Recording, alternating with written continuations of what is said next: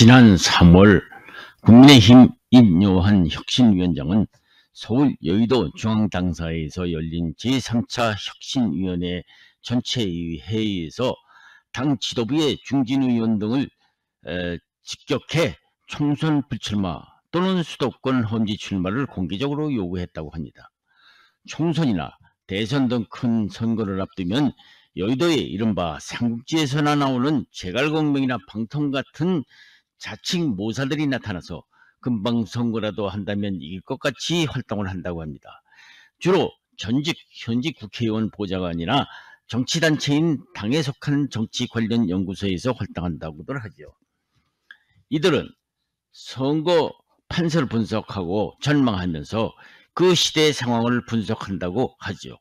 구체적 예를 든다면은 우리나라 고질적 정치 풍토인 이를테면 요즘 험지 출마라고 포장된 세대교체, 영호남 물갈이, 주류 대장론, 제3지대 신당론 등이 단골 메뉴라고 합니다. 여의도 정치판에서는 나름대로 책사라고 불리는 이들은 대부분 여야 정당 지도부에 연계되어 있기 때문에 정치권의 이해관계 때문에 관심을 가질 수밖에 없는 것이죠. 요즘 정치 험지 출마론도 같은 맥락입니다. 요즘 국민의힘당 임요한 혁신위원장이 내어놓았다는 험지 출마론이 무엇입니까? 영호남과 서울 강남권 등 이른바 과거부터 재미 본 곳에서 공과 덕을 쌓아온 중진들에게 적진에 뛰어들어서 치열한 격전지 또는 당선되기 어려운 곳에 출마하라는 것이죠. 그런데 이 말의 숨은 의미는 울며 겨자 먹기시라는 말과 같은 말이죠. 이 말은 나는 안 나가지만 네가 나가라는 말과 같죠. 그동안 공덕을 갈고 닦아온 지역의 중진을 빠지게 한다면 역으로 정치를 마음에 둔 사람들이라면 누군가에게는 기회가 되겠죠.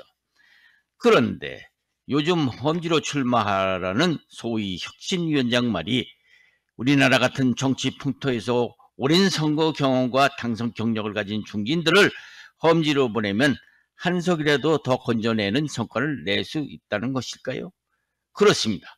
우리나라와 같이 진영 논리와 지역구도에 익숙한 한국 정치를 잘 아는 사람이라면 이 말은 하나마나한 말일 수밖에 없는 소리라고 코웃음을 치지 않는 사람이 얼마나 될지는 시청자 여러분들이 더 잘 알고 계실 겁니다. 그렇기 때문에 험지 출마로는 우리나라 정치판에서나 가능한 가설일 뿐 현실성이 거의 없다는 사실을 우리 현실을 무시할 수 없는 것이죠. 자기 희생을 감수한 중진 의원의 험지 출마가 총선 전체 판세에 얼마나 파급적 효력을 주는지 시청자 여러분들은 그동안 많이 보아오지 않았습니까? 임요한 위원장은 국민의힘에는 3선 이상의 중진이 31명이라는 것을 잘 알고 있을 겁니다. 수도권 출신 5명을 빼면 대부분 영남과 충청, 강원 출신들이죠. 임요한 위원장은 국민의힘 당만 가지고 그러는데 더불어민주당이 전라도가 출신들이 대부분이라는 얘기는 왜 않는 것일까요? 임 위원장도 국민의힘은 수도권이나 호남에 내보내보았자 경쟁력이 없다는 사실과 잘 알고 있겠죠. 그래서 억지 춘향은 우리나라 같은 정치 풍토에서는 적절치 않은 허구에 불과하다는 것이죠. 그 좋은 예를 구체적으로 달면 다음과 같습니다. 가장 가까운 예로 2020년 총선거 때 홍준표, 김태호, 권성동 의원은 당에서 수도권 출마를 공개를 했지만은 끝내 거부하고 탈당한 뒤 무소속 출마해서 당선된 것은 무엇을 의미하는 것일까요? 서초 출신 재선인 이혜훈 전 의원은 동대문을 가고 TK 출신 김재원 의원은 중량에서 도전을 했지만 실패를 했습니다. 민주당도 마찬가지입니다. 민주당의 3선 이상의 중진은 43명으로 이들 중 34명이 수도권에서 지역구를 갖고 있죠. 물론 이들도 따지고 보면은 박근혜 전 대통령 탄핵 여파로 말하자면 무임승차 덕을 본 사람들이죠. 이들에게 험지 출마라고 하면서 영남 지역에 출마하는 것은 험지에 가서 장렬히 산화하라는 얘기나 마찬가지죠. 물론 민주당 TK 출신 의원들은 적지 않습니다. 상주 출신 서영교, 칠곡 출신 전해숙, 영천 출신 권철승, 예천 출신 김병주, 대구 출신 조응천, 강선우 의원 등 있죠. 그래서 이들에게도 당 일각에서 고향 출마를 요구하는 목소리가 나옵니다. 안동 출신 이재명 대표의 대구 또는 안동 출마설도 전혀 근거 없는 소리는 아닙니다. 민주당 의원들이 영남에 출마해 당선될 것으로 기대하기는 어렵기 때문에 오히려 민주당 사람들은 수도권에서 출마하기를 원하고, 그래서 당선 가능성을 높이는 것이 본인과 당에 도움이 된다고 주장이지요. 그렇기 때문에 영남의 지역구를 가진 국민의힘 중진 의원들도 마찬가지입니다. 험지 출마. 험지 출마는 정치적 바람머리보다도 오히려 순수한 정치적 소신으로 성공한 사례가 더 많죠. 2016년 새누리당 이정현 후보의 호남 순천 출마와 민주당 김부겸 후보의 대구 수성갑 출마가 대표적인 예이지요. 시청자 여러분들도 잘 아시겠지만 선거철만 되면 정치 1번지라는 얘기가 나옵니다. 정치 1번지. 서울 종로를 얘기하는 듯합니다. 험지 출마론에 꼭 등장하는 것이 종로 출마입니다. 그런데 이 정치 1번지라는 얘기도 현실성도 효율성도 검증되지 않은 종로 험지 출마로는 뚱딴지 같은 소리일 뿐이라는 말이 돌고 있습니다. 총선 출마 공천을 통해서 정치권의 세대 교체와 물갈이를 하는 것은 바람직하기는 하지만요, 이러한 비과학적인 정치적 프레임으로 접근하는 것은 시대 역행일 뿐이지요. 험지 출마든 물갈이든 국민에게 신선한 감동을 주는 것이겠죠. 그러나 그렇지 않은 것이 문제입니다.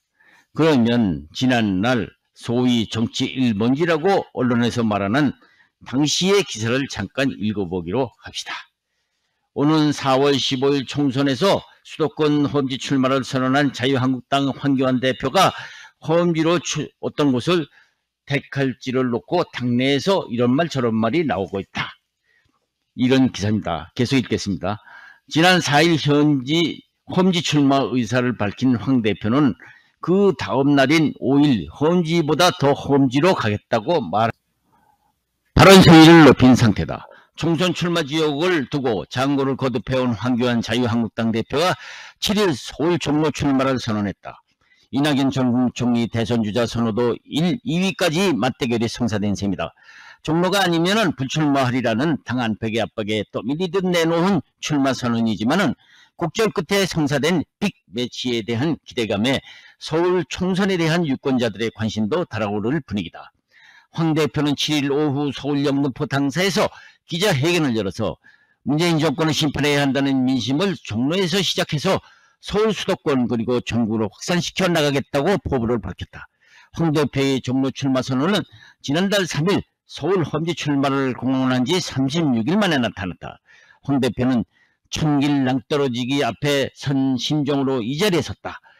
결정 과정은 신중했지만 결정된 이상 황소처럼 끝까지 나가겠다고 전의를 다졌다. 시청자 여러분, 황교안 이러한 험지 출마에도 어떻게 되었습니까? 개표 결과는 상대인 이낙연 후보에게 지고 맙니다. 시청자 여러분, 정치 1번지라고 하는데 종로는 어떤 곳입니까? 조선왕국 청와대 자리는 경복궁 건설 후 조선은 지금의 청와대 자리를 후원으로 사용했고, 일제강점기에 일본은 이 건물을 모두 철거하고 그 자리에 조선 총독관저를 지었었죠. 이후 해방이 되자 조선 총독관저는 미 군정사령관 조존 하지 중장의 관저로 쓰이다가 미 군정이 끝나면서 이승만 대통령이 경무대로 쓰였고, 여기에 정부 서울청사와 서울시청 등이 있고, 1975년까지는 서울대학교도 종로는 명실상부한 대한민국 중심지로 자리매하게 되었기 때문이죠. 청와대가 위치한 선거구인데다 명문 대학 존재로 정치의식마저 높았던 종로는 자연스럽게 정치 1번지라는 별명을 언론기관에서 만들어내게 됩니다. 종로가 대통령만 3명인 윤보선, 노무현, 이명박을 배출하고 장면 전 총리, 김도한 전 의원, 정세균 전 국회의장, 손학규 바른미래당 대표, 오세훈 전 서울시장 등이 앞다퉈 추사표를 던지는 인기 지역구가 되었다고 해서 언론기관에서 그렇게 이름을 붙인 모양입니다. 시청자 여러분, 종로 하면 토박이만 사는 곳으로 알지만 지금은 그렇지 않다는 것이 중론입니다. 시사 오늘이라는 기사를 읽어보면은 종로라는 곳이 어떻게 변했나 흥미로운 기사가 있습니다. 한번 읽어보기로 합시다. 2019년 현재 종로는 젊은 층, 호남 출신이 많아서 민주당 우위 평가 민주당 강세 지역으로 분류된다. 인사동, 이화동, 익선동, 해화동 등이 핫플레이스로 떠오르면서 젠트리피케이션이 발생, 인구 구조에 큰 변화가 생겼다는 것이 지역 주민들의 설명이다. 지난달 시사 오늘과 만난 익선동의 한 공인중개사 말에 의하면 땅값이 올라가니까 건물 있는 사람들은 다 세를 놓고 빠져나가고 30만원 내지 40만원짜리 싼 집에 세들어 살던 노인들은 쫓겨나다시피 나갔다면서 이 지역 상권 특성상 새로 점포를 내놓는 사람들은 거의 젊은 사람들이라고 귀뜸을 하고 있습니다. 또한 종로는 동서, 동남 구도로 표심이 갈라진다는 주장도 있다. 북쪽과 서쪽에 위치한 평창동, 삼청동, 사직동 등은 부촌으로 꼽히는 지역이다 보니 보수세가 강한 것으로 알려져 있다. 반면 해화동, 청신동, 수인동 등 동쪽과 남쪽에 위치한 지역들은 대체로 진보 정당이 우위를 보인다. 우선 해화동은 성균관 대의 존재로 인해 민주당세가 강한 지역으로 분류된다. 통계에 따르면 해화동에는 20세부터 29세까지 청년층이 2018년 기준 6,915명이 거주하고 있다. 해화동은 제외하면 종로구에 내에서 20세부터 29세 청년층이 3,000명 이상 사는 곳도 존재하지 않는다. 덕분에 이곳은 평균 연령도 종로구에서 가장 낮은데 평균 41세이다. 진보 정당의 인기가 높은 지역으로 평가된다. 시사오늘이라는 언론 기사에 의하면은 창신동과 수인동은 서민동 내인데다가 호남 출향민이 많아서 민주당이 우위를 보인다는 분석이다. 창신동은 1950년에서 1960년대에는 일자리가 마땅치 않던 북한에서 올라만 이북 사람들과 지방 특히 호남 사람들이 몰려들어서 쪽방촌이 형성된 곳이다. 당시 청계천 근처에는 봉제 공장이 많았는데 그곳에서 일하던 가난한 종업원들이 주거지로 삼았던 곳이 창신동이었다. 시사오늘과 만난 창신 이동 주민으로부터 이 같은 이야기를 들을 수 있었다고 합니다. 동대문역 1번 출구로 나와서 경사진 골목을 한참 올라간 뒤에서야 만나서 있었던 70대 남성은 먹고 살 게 없어서 고향에서 올라가서 자리를 잡다 보니까 여기서 살게 됐다면서 꼭 이 동네로 오려고 했던 것은 아니고 공장이랑 가까운 곳에 사람이 살만한 데를 찾아보다가 여기까지 왔다고 해고했다. 그러다가 1970년대 이후 대기업들이 기성복 시장에 뛰어들면서 일거리가 줄어들자 봉제 공장 노동자들은 임대료가 싼 창신동에 소규모 봉제 작업장을 열기 시작했다. 이런 이유로 창신동은 지금도 봉제 산업의 메카이자 호남에서 상경한 서민들의 보금자리 역할을 하고 있다. 시사오늘 기자가 취재한 만난 택시기사는 이렇게 평했다고 합니다. 아무래도 잘 사는 사람들이 많은 사직동, 평창동, 삼청동 저쪽은 보수 쪽이 강하고 주로 서민들이 살고 있는 전라도 출신들이 많은 창신동, 수인동 저쪽은 진보 쪽이 강하다. 또 대학로 쪽도 젊은 사람들이 많으니까 진보가 많다면서 전체적으로는 진보가 유리한 지역구라고 봐야 한다. 몇 년 전부터 선거만 하면 다 민주당이 이겼다고 말했다. 실제로 제18대 대선과 제20대 총선에서 사직동과 평창동은 각각 새누리당 박근혜 후보와 오세훈 후보에게 확실한 우세를 선물했다. 반면에 이화동, 해화동, 창신동, 수인동은 민주통합당 문재인 후보와 정세균 후보에게 몰표를 던졌다. 특히 호남 취향층 인구가 밀집되어 있는 지역으로 알려진 창신 이동에는 박근혜 오세훈 후보보다도 문재인 정세균 후보의 표가 1000표 이상이 많이 나올 만큼 압도적인 진보 공세를 보였다. 해여당과 창신동, 수인동의 인구가 상대적으로 많이 까다롭게 종로는 야당 우세 지역이라는 것이 최근의 평가다. 문제는 북서지역과 동남지역의 인구수 편차가 심하다는 점이다. 18대 대선에서 박근혜 후보가 큰 표차로 이겼던 사직동 3448표 대 2551표와 평창동 6958표와 4700표, 종로 1, 2, 3, 4가동 2332 대 1957표의 2018년 기준 인구수는 37,385명이다. 반면 문재인 후보가 대선을 거뒀던 이화동은 3244표 대 2318표, 해화동 6728표 대 4782표, 창신동 제1동 2018표 대 1619표, 창신 제2동 3811표 대 2548표, 창신 3동 2838표 대 2134표, 숭인 제1동 2343표 대 1817표, 숭인 제2동 2927표 대 2362표의 인구를 합하면 69,489명에 달한다. 이러한 인구 구조는 최근 선거 결과에 나타났다. 2012년 제19대 총선에서 민주통합당 정세균 의원이 새누리당 홍사덕 의원을 꺾은 이후 종로에서는 대선과 총선을 통틀어서 단 한 번도 민주당 계열 정당이 승자의 위치를 내준 적이 없다. 박근혜 후보가 승리했던 제18대 대선에서도 종로는 문재인 후보 52,747표 대 49,422표에게 더 많은 표를 던졌으며 제6대, 제7대 지방선거에서도 마찬가지였다. 현역 국회의원과 구청장도 모두 더불어민주당 소속이다. 시청자 여러분, 정치 1번지라고 그렇게 말하는 종로가 이렇게 변한 줄 우리 국민들은 잘 모르셨을 겁니다. 내년 총선거는 정말 요즘처럼 여소야대로 걸핏하면 탄핵 타령이나 안 하는 균형 있는 국회가 나왔으면 좋겠습니다. 생각해 보십시오. 수레바퀴가 제대로 굴러가려면 짝이 다 맞아야지. 한쪽이 크고 한쪽이 작은 바퀴라면 이 수레는 어떻게 되겠습니까? 판단은 우리 국민들이 냉정하게 판단해야 되겠지요.